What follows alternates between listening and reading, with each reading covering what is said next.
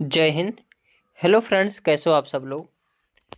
तो आज के सेशन में हम बात करने वाले हैं आरटीई 2009 के बारे में, जो कि अपने आप में वेरी इंपॉर्टेंट सेशन है, क्योंकि यहाँ से जो एक से दो प्रश्न जो है देखने को जरूर मिलते हैं एग्जामिनेशन में, चाहे सीटेट हो या टेट हो। और इस सेशन में हम आरटीई 2009 के बारे में कंप्लीट जानकारी देखेंगे। और इस सेशन को देखने के बाद आप सभी को दूसरा जो है आरटीई के बारे में दूसरा वीडियो देखना नहीं पड़ेगा। और कहीं ना कहीं अगर प्रश्न बनेंगे आरटीई 2009 से, तो यहीं से हर एक पॉइंट इसमें डिस्कस करेंगे, यहीं से बनेंगे। तो चलते हैं, स्टार्ट करते हैं अपने सेशन को। आरटीई का फुल फॉर्म क्या होता है? तो शिक्षा का अधिकार। आरटीई है क्या? एक जो है शिक्षा का अधिकार है, यानी राइट टू एडुकेशन है, जो कब लाया गया था? तो 2009 में लाया गया था। अब इसकी उत्पत्ति तो ऐसे डायरेक्ट हो नहीं गई है। अगर हम देखेंगे आर्टिकल 45, कौन सा देखेंगे? आर्टिकल 45 अगर संविधान में देखेंगे तो शिक्षा के अधिकार से संबंधित है, और जो कि आर्टिकल 45 डीपीएसपी में होता है, डीपीएसपी में आता है, यानी नीति निर्देशक तत्व के अंतर्गत आता है। तो आर्टिकल 45 के तहत जो है 2002 में 86वां संविधान संशोधन किया गया, और 86वें संविधान संशोधन के माध्यम से आर्टिकल 21 में 21A जोड़ा गया। 21A के माध्यम से आर्टिकल 21 सभी को पता है जीवन जीने का अधिकार, यानी प्राण एवं दैहिक रक्षा करता है। तो 21A किस जो है जोड़ा गया आर्टिकल 21 में, जो कि बात करता है 6 से 14 वर्ष तक की सभी बच्चों को मुफ्त एवं अनिवार्य शिक्षा की बात करता है, यानी फ्री एंड कंपलसरी एजुकेशन। तो प्रश्न पूछता है, कई बार पूछा है कि किस संविधान संशोधन द्वारा शिक्षा के अधिकार को मूल अधिकार बनाया गया? तो 86वें संविधान संशोधन के माध्यम से। पूछता है प्रश्न कि शिक्षा का अधिकार किस उम्र से किस उम्र के बालकों तक है? तो 6 से 14 तक। लेकिन याद रहे, अगर विकलांग शब्द जुड़ जाएगा, कौन सा शब्द? विकलांग शब्द जुड़ जाएगा तो 6 से 18 लगाना रहेगा ऑप्शन में, और सिंपल में रहेगा तो 6 से 14 वर्ष। अब ये वर्तमान में क्या है शिक्षा का अधिकार? तो आर्टिकल 21A में है, जो कि 21 क्या है? एक मूल अधिकार है, यानी शिक्षा के अधिकार को जो है मूल अधिकार बना दिया गया। यानी अब शिक्षा के अधिकार को कोई भी व्यक्ति जो छीन नहीं सकता, चाहे मम्मी माता पिता हो, चाहे कोई संरक्षक हो, उसको कंपलसरी है बच्चे की शिक्षा को उपलब्ध कराना। यानी मूल अधिकार क्या होता है? वह अधिकार जो किसी भी रूप में, किसी भी परिस्थिति में, किसी भी के द्वारा नहीं छीना जा सकता। तो ये भी प्रश्न पूछा जाता है, वर्तमान में शिक्षा का अधिकार है क्या? तो मूल अधिकार है, जबकि पहले क्या था? डीपीएसपी के अंतर्गत था। आगे एक वेरी वेरी इंपॉर्टेंट एक प्रश्न पूछा जाता है कि आरटीई 2009 जो है लागू कब किया गया था? तो ये 1 अप्रैल 2010 को लागू किया गया था। तो पूरे देश में कब लागू किया गया था? 1 अप्रैल 2010 को। आगे धारा यानी क्लॉज 5 में क्या दिया है? तो धारा क्लॉज 5 में दिया गया है दूसरे स्कूल में ट्रांसफ़र का अधिकार। यानी कोई भी बालक जो है किसी भी स्कूल में पढ़ रहा है, उसका मन नहीं कर रहा वहाँ पढ़ने का, दूसरे स्कूल में पढ़ने का मन कर रहा है, तो वह वहाँ से जो है ट्रांसफ़र ले सकता है। यह किस धारा के अंतर्गत? धारा 5 के अंतर्गत। यानी इसमें कोई भी स्कूल जो है ज़बरदस्ती नहीं कर सकता कि तुम्हें जो है यहीं पर पढ़ना है या किसी और स्कूल में नहीं जाना है।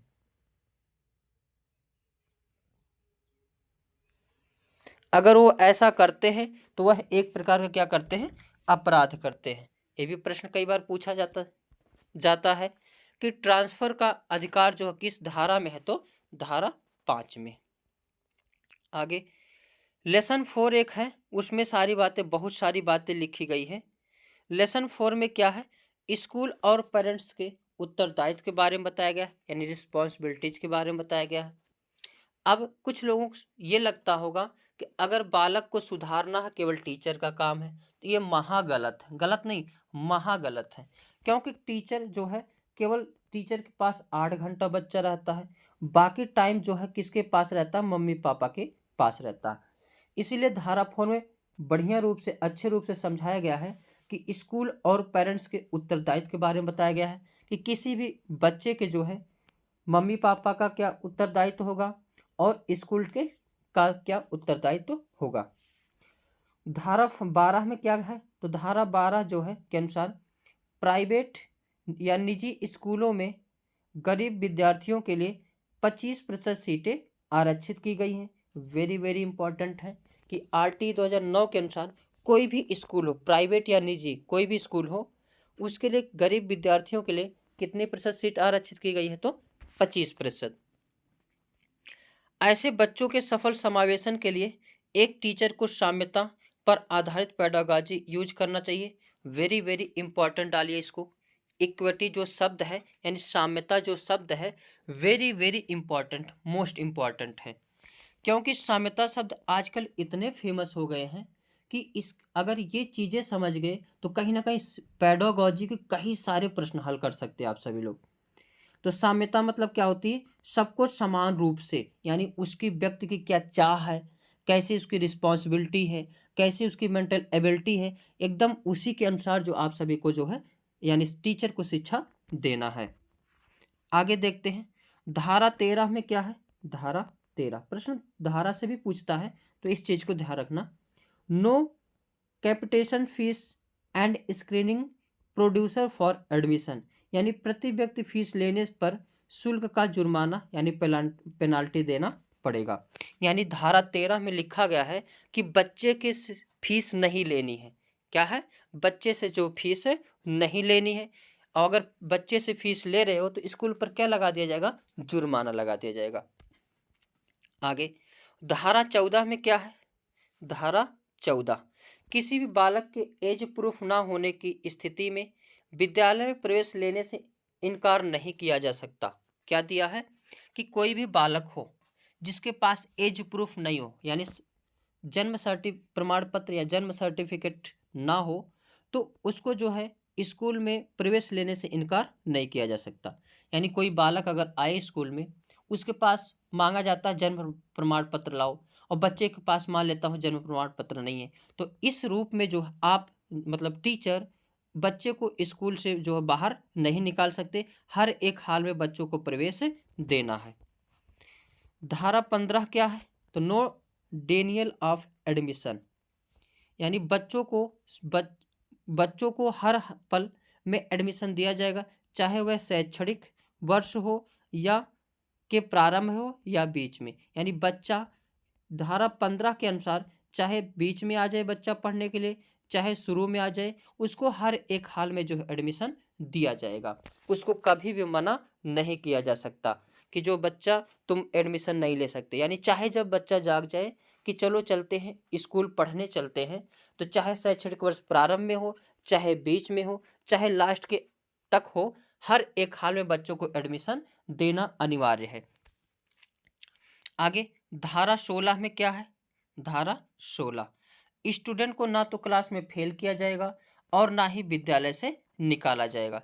कितना बढ़िया ये प्रोसेस है कि जो स्टूडेंट हैं वह ना तो क्लास में फेल होगा, ना ही विद्यालय से कभी निकाला जाएगा। इसी वजह से बच्चा जो है अखिलेश यादव जी आए तो सबको क्या करना कराने लगे, पास करने लगे। हालांकि ये जो आरटीई है कक्षा 8 तक होता है, कि मतलब जो है क्लास 8 तक बच्चों को कोई फेल नहीं किया जाएगा, क्योंकि बच्चों को फेल करने से ना उन बच्चे की जो उपस्थिति होती है उसमें कम हो जाती है। जैसे पाँचवीं क्लास में फेल हुआ तो छठी में वो पढ़ेगा ही नहीं, लेकिन कम से कम बच्चों को 8वीं क्लास तक तो जरूर पढ़ना चाहिए। अब तो ग्रेजुएशन तक पढ़ लेना चाहिए कम से कम। तो इसमें क्या है, बच्चा जो है धारा 16 के अंतर्गत कभी भी फेल नहीं किया जा सकता। आगे धारा 17 धारा 17 में क्या है, तो बच्चों को शारीरिक दंड यानी फिजिकल पनिशमेंट देना और प्रताड़ित करना मना है। यानी बच्चों को किसी भी हाल में जो है आप शारीरिक दंड नहीं दे सकते, यानी डंडे से या मुक्का। बहुत सारे टीचरों को देखा हूँ कान पकड़ के उखाड़ लेते हैं, नाक ऐंठ देते हैं, हाथ में जो हाथ की उंगली होती है उसमें पेन डलवा के पीट देते हैं, मारते। पहले के टीचर बहुत मारते थे, और ये चीज़ अगर देखेंगे बहुत पहले, अगर जब ये स्टार्टिंग हुआ था यानी आरटीईस 2009 से पहले, टीचर जो है स्टूडेंट को बहुत मारते थे। अगर छोटे जितने भी स्कूल में टीचर होते थे बड़े बिरादरी के होते थे, जैसे ब्राह्मण, ठाकुर, इन ये सब बिरादरी के होते थे। जब छोटे बिरादरी का कोई बालक पढ़ने के लिए जाता था तो उसको ऐसी ऐसी भाषा बोली जाती थी, बच्चा डिस्टर्ब हो जाता था। लेकिन उसी में जो मेहनत करके पढ़ा, आगे बढ़ा, आज वो अपनी बढ़िया ऊंचाई पर है। और उनका मारने का मेन उद्देश्य यही होता था कि जो है बच्चे छोटी जाति के पढ़ने ना आए, क्योंकि समाज को बदलने का जो प्रारूप होता है शिक्षा ही बदल सकती है। शिक्षा एक ऐसी शक्ति है जो पूरे समाज में बदलाव ला सकती है। इसीलिए बड़े जो है कास्ट के लोग जो है छोटी कास्ट के लोगों को शिक्षा नहीं देते थे, बहुत ही जो है पिटाई करते थे। तो इसलिए इस पर रोक लगाया गया धारा 17 के अनुसार कि जो है कोई भी टीचर जो है बच्चों को शारीरिक दंड नहीं दे सकता और जो मेंटली हरासमेंट भी नहीं कर सकता। पहले के जो टीचर होते थे बड़े कास्ट के होते थे तो छोटे कास्ट को एक से एक भाषा बोलते थे कि बच्चा जो डिस्टर्ब हो जाता ताकि ये पढ़ने, उनका मेन उद्देश्य होता था कि बच्चे पढ़े ना, ये बच्चे। तो अगर एक मैं बात बताऊं तो अगर देखेंगे बहुत पहले की बातें में ब्राह्मणों को बहुत शिक्षा दी जाती, हर प्रकार से आरक्षण था। लेकिन जब से आज़ादी मिली है, केवल 70 साल जो है एससी को आरक्षण मिला और एससी बहुत ही आगे ग्रोथ कर रहे हैं। तो कहीं ना कहीं किसी को बर्बाद करना तो शिक्षा से दूर कर दो और किसी को आबाद करना तो शिक्षा के पास ला दो। और शिक्षा ही मतलब सरकार कुछ भी दे सकती मगर शिक्षा नहीं दे सकती। ये हम नहीं कह रहे, भीमराव अंबेडकर जी कह रहे हैं। लेकिन सबसे जरूरी क्या है? शिक्षा। तो धारा 17 में क्या है? शारीरिक दंड से संबंधित, यानी शारीरिक दंड जो है नहीं दिया जा सकता। धारा 21 में क्या है? तो स्कूल मैनेजमेंट कमेटी के बारे में है, यानी स्कूल की जो मैनेजमेंट कमेटी है उसका क्या काम होगा। अब स्कूल की सारी व्यवस्था करना, इस स्कूल की जो है बेंच, मेज, स्टूल, व्हाइट बोर्ड, चाक बोर्ड, ये सब किसका काम होता है? स्कूल मैनेजमेंट कमेटी की, जो कि धारा 21 के अंतर्गत आते हैं। धारा 24 क्या है? वेरी वेरी इंपॉर्टेंट है, जो कि सभी लोग जो है टीचर बनने वाले हो। इसमें शिक्षक के कर्तव्य की बात की गई। क्या की गई है? शिक्षक के कर्तव्य की बात की गई, यानी टीचर्स ड्यूटीज। धारा 24 के कर्तव्य और शिकायतों को दूर करना। धारा 23 की उपधारा फर्स्ट के अधीन नियुक्त शिक्षक निम्नलिखित चीज का क्या करेगा? पालन करेगा। जैसे विद्यालय में उपस्थित होने में नियमितता और समय का पालन। कहीं ना कहीं टीचर को जो है अपने खुद में ये चीजें होनी चाहिए कि स्कूल में हम समय से पहुंचे, स्कूल में मेरा जो कर्म धर्म है पढ़ाना है, पूरे मेहनत से पढ़ाया जाए। तो बच्चा जो है देखो, कहीं ना कहीं स्कूल में बच्चे ना आने का मेन उद्देश्य मतलब मेन चीज नहीं है कि टीचर पढ़ाते नहीं हैं। अगर टीचर पढ़ाते अच्छे से तो बच्चा जरूर स्कूल में आता। प्राइवेट स्कूल में क्यों जा रहे हैं सब लोग?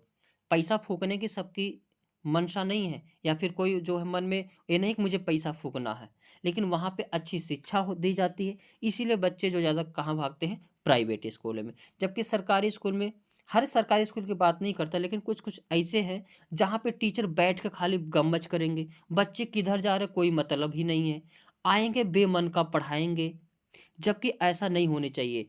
टीचर को अपनी जो है उपस्थिति और नियमितता में समय का पालन करना चाहिए, यानी समय से आना चाहिए, समय से पढ़ाना चाहिए। धारा 29 की उपधारा सेकंड के उपबंधों के अनुसार पाठ्यक्रम संचालित करना और उसे पूरा करना। कभी कभी ये देखने को मिलता है कि सरकारी स्कूल में जो पाठ्यक्रम ही नहीं पूरा होते हैं। कुछ कुछ ऐसे स्कूल में हम भी पढ़े हैं जो है पाठ्यक्रम ही नहीं पूरा होता। अब अगर पाठ्यक्रम ही पूरा नहीं होगा तो अगले क्लास में बच्चा कैसे जाएगा? अगर जाएगा तो उसको आएगा नहीं, आएगा नहीं तो बच्चे टीचर मारेंगे, टीचर डांटेंगे। अब टीचर डांटेंगे तो बच्चा वहाँ से डिस्टर्ब होना स्टार्ट हो जाता है। तो कहीं ना कहीं जो है टीचर को अपनी जो पावर है, जो वैल्यू है, उसको समझना चाहिए, अपने कर्तव्य को समझना चाहिए। बच्चे जो हर एक हाल में जो बच्चे आने लगेंगे। तीसरा क्या? विनिर्दिष्ट समय के भीतर संपूर्ण पाठ्यक्रम पूरा करना। यानी ये नहीं है कि पाठ्य संचालित करना, पाठ्यक्रम को पूरा करेंगे 2 साल में, 3 साल में, ऐसा नहीं। जितने समय पाठ्यक्रम दिया गया है उतने समय में पाठ्यक्रम को उनको जो है पूरा करना है। प्रत्येक बालक की शिक्षा ग्रहण करने के सामर्थ्य का निर्धारण करना और तदनुसार अपेक्षित अतिरिक्त शिक्षण यदि कोई हो जोड़ना, यानी बालक की जैसी एबिलिटी हो, मेंटल एबिलिटी हो, सीखने की क्षमता हो, उसी प्रकार से जो है टीचर उसको पढ़ाए, शिक्षण कार्य करे, ताकि बच्चा जो है इंटरेस्ट ले।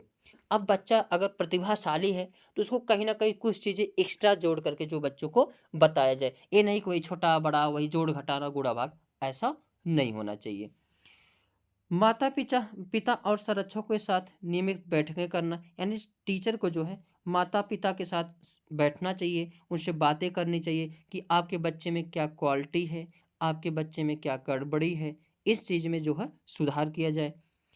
और बालक के बारे में उपस्थिति में नियमितता, शिक्षा ग्रहण करने की सामर्थ्य, शिक्षण में की गई प्रगति और किसी अन्य सुसंगत जानकारी के बारे में उन्हें अवगत कराना, यानी बच्चे के बारे में उनके बताना कि आपका बच्चा किस प्रकार है, बच्चे में कौन सी गड़बड़ी है, इन सभी के बारे में जो है ये टीचर का कर्तव्य है कि पेरेंट्स से मिले, उनसे इसके बारे में बातें करें।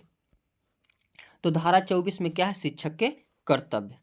धारा 25 क्या है, वेरी वेरी इंपॉर्टेंट है, टीचर स्टूडेंट रेशियो के बारे में बताया गया है। क्या बताया गया है, टीचर स्टूडेंट रेशियो, यानी टीचर और स्टूडेंट का क्या रेशियो होगा, इसके बारे में बातें किस में की गई है, धारा 25 में। RTE 2009 के अनुसार प्राथमिक कक्षाओं में छात्र एवं शिक्षक का अनुपात कितना होना चाहिए, 30:1। वेरी वेरी इंपॉर्टेंट लगाइए, ये कई बार प्रश्न पूछा गया है कि प्राथमिक कक्षा में टीचर और शिक्षक का जो है छात्र और शिक्षक का अनुपात क्या होगा, 30:1, यानी 30 छात्रों पर एक टीचर जो होना अनिवार्य है।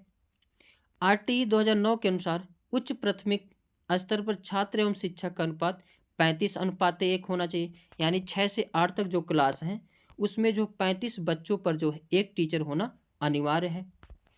आगे RTE 2009 के अनुसार कक्षा 1 से 8 तक यदि प्रवेश परीक्षा 200 से अधिक बालक है तो विद्यार्थियों एवं शिक्षक का अनुपात कितना होगा, 40:1, यानी अगर किसी भी स्कूल में बच्चे जो है 200 से अधिक हैं तो उनके जो है अनुपात क्या हो जाएगा, 40:1। आगे यदि प्राथमिक स्तर पर जो है 150 से अधिक बच्चे हों तो इसके लिए प्रावधान क्या है। तो अगर बच्चा जो है प्राथमिक स्तर पर 150 से अधिक है तो इनमें जो है एक प्रधानाध्यापक यानी प्रिंसिपल और 5 शिक्षक होना अनिवार्य है। धारा 27 क्या है, ये भी वेरी वेरी इंपॉर्टेंट है, कई बार प्रश्न पूछे गए इससे। तो RTE 2009 के अकॉर्डिंग शिक्षक को गैर शैक्षणिक कार्यों में नहीं लगाया जा सकता, यानी शिक्षक को जो है 3 कार्य को छोड़कर और कहीं भी इनको नहीं लगाया जा सकता। कई बार प्रश्न पूछा गया, कहाँ कहाँ लगाया जा सकता है, जनगणना में लगाया जा सकता है, चुनाव में लगाया जा सकता है और आपदा प्रबंधन में लगाया जा सकता है। इसके अलावा धारा 27 के अनुसार टीचर को कहीं और भी लगाया नहीं जा सकता। आगे RTE 2009 के अनुसार शिक्षक के लिए एक सप्ताह में न्यूनतम कितने घंटे कार्य होने चाहिए। तो अगर कहेगा एक सप्ताह में कितने घंटे न्यूनतम होने चाहिए तो 45 घंटे कार्य होने चाहिए। वेरी वेरी इंपॉर्टेंट लगाइए इसको। और प्राथमिक स्तर पर कहेगा तो शैक्षणिक यानी पूरे साल में कितने कार्य दिवस होना चाहिए तो या 200 दिन, और कितने घंटे कहेगा तो 800 घंटे। यानी RTE 2009 के अनुसार एक साल में जो है यानी एक साल में 800 घंटे क्लास लेनी, 800 घंटे जो है शिक्षण कार्य करना है, और दिन पूछेगा तो 200 दिन, और सप्ताह में कहेगा तो 45 घंटे और 6 दिन। आगे RTE 2009 के अनुसार उच्च प्राथमिक स्तर पर न्यूनतम शैक्षणिक घंटे व कार्य दिवस कितना होना चाहिए। तो अगर उच्च प्राथमिक स्तर पर कहेगा तो 1000 घंटे हो जाएगा और 220 दिन क्या होगा। अगर उच्च क्लास है तो 1000 घंटे जो है कम से कम पढ़ाना चाहिए और दिन कहेगा तो 220 दिन। RTE 2009 के अनुसार 8 क्लास तक बच्चों को उनकी मातृभाषा में शिक्षा देनी चाहिए। वेरी वेरी इंपॉर्टेंट लगाइए इसको, मातृभाषा शब्द क्या है, मातृभाषा। मातृभाषा इतना इम्पॉर्टेंट है कि इसको बता नहीं सकते, क्योंकि मातृभाषा, इसे ये जान लीजिए कि मातृभाषा एक ऐसा वर्ड है जिसको कई सारे वैज्ञानिकों ने बताया कि अगर मुझे मातृभाषा में शुरू में शिक्षा ना दी गई होती तो आज मैं साइंटिस्ट नहीं होता। इतना बड़ा मातृभाषा का महत्व है। हालांकि इस समय जो है एडवांस के नाम पर जो है अंग्रेजी शिक्षा को बढ़ावा दिया जा रहा है, लेकिन कहीं ना कहीं पहली बार जो शिक्षा देनी चाहिए मातृभाषा में देनी चाहिए। मातृभाषा है क्या? तो मातृभाषा जो है यानी मदर टंग, वह भाषा जो बच्चा अपने आप सीखता है, यानी जिस माहौल में बच्चा रहता है वह जो बच्चा अपने आप सीखता है वही क्या कहलाती? मातृभाषा। और मातृभाषा में अगर बच्चों को शिक्षा दिया जाए तो कहीं ना कहीं वेरी वेरी इंपॉर्टेंट, बच्चा तुरंत समझ में आएगा। अब कोई हिंदी भाषा का बच्चा हो, उसे इंग्लिश में क्लास लिया जाए तो बच्चा एकदम पूरा उसके सर से उड़ेगा और बच्चे को समझ में नहीं आ रहा सर जी पढ़ा क्या रहे हैं, और दूसरे दिन से क्लास ही छोड़ देगा। तो कहीं ना कहीं जो है क्लास 8 तक जो हम मातृभाषा में शिक्षा देनी चाहिए। आगे आरटीई 2009 के अनुसार विशेष आवश्यकता वाले बच्चों को किस शिक्षा व्यवस्था के अंतर्गत पढ़ाना चाहिए? तो समावेशी शिक्षा के। तो समावेशी शिक्षा की बात आरटीई 2009 करता है। और शिक्षा जो बच्चों को किस रूप में देनी चाहिए? तो मातृभाषा में देनी चाहिए। अब समावेशी कक्षा क्या होती है? वेरी वेरी इंपॉर्टेंट लगाइए इसको, समावेशी कक्षा को। ऐसी कक्षा जिसमें सामान्य बालक, विशिष्ट बालक, प्रतिभाशाली बालक, जो है विकलांग बालक, या कम बुद्धि वाले बालक, ज़्यादा बुद्धि वाले बालक, लड़का लड़की, उच्च जाति के, नीचे जाति के, यानी कोई भी, सभी को एक साथ शिक्षा देना ही क्या कहलाता है? समावेशी शिक्षा कहलाता है। समावेशी शिक्षा बहुत ही बढ़िया शिक्षा है भी, क्योंकि इससे एक दूसरे की संस्कृति का आदान प्रदान होगा, एक दूसरे के मानसिक भावनाओं का विकास होगा, आदान प्रदान होगा, एक दूसरे से भाईचारा का विकास होगा, कहीं ना कहीं एक दूसरे के जो भावनाओं का विकास होगा, एक दूसरे में लगाव उत्पन्न होगा। तो समावेशी क्लास जो है अपने आप में वेरी इंपॉर्टेंट है, ये आरटी 2009 भी कहता है।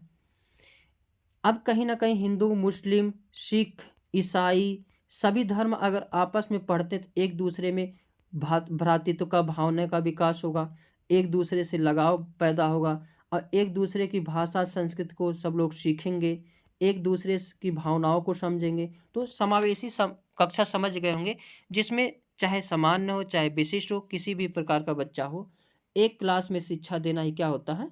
समावेशी शिक्षा कहलाती है।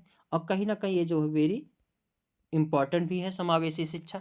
आगे देखते हैं आरटी 2009 के क्रियान्वयन के बाद यानी इम्प्लीमेंटेशन के बाद कक्षा कक्ष आयु के अनुसार अधिक समझाती हो गई है। वेरी इंपॉर्टेंट, इस पॉइंट को लगाइए, कई बार प्रश्न पूछा गया है कि किसके अनुसार जो है कक्षा कक्ष आयु के अनुसार जो है अधिक समझाती हो गई है? तो आरटी 2009। आरटी 2009 जब से लागू हुआ तब से अगर देखेंगे कक्षा 1 में बालक अगर 6 साल का है तो लमसम जितने भी बालक होंगे 6 साल के ही होंगे। क्लास 5 में अगर बच्चा 10 साल का है तो सारे बच्चे 10 साल के ही होंगे। क्लास 10th में अगर बच्चा 15 साल का है तो कहीं ना कहीं सभी बच्चा जो है 15 साल के होंगे। तो कहीं ना कहीं आरटी 2009 के अनुसार अधिक समझाती हो गई है, यानी एक क्लास में सभी बालक लगभग एक ही उम्र के पाए जाएंगे। समझाती समझ गए होंगे कि एक समान जात के, यानी अगर कोई बालक 11 साल का तो सभी लमसम उस क्लास में 11 साल के ही बच्चे पाए जाएंगे। तो आज के सेशन में बस इतना ही। आशा है सभी को ये सेशन अच्छा लगा होगा, और ऐसे सेशन पाने के लिए जो है हमारे चैनल को सब्सक्राइब कर ले। नेक्स्ट वीडियो जो एनईपी 2020 पर होने वाली है, इसके बाद एनसीएफ 2005 पर होने वाला है।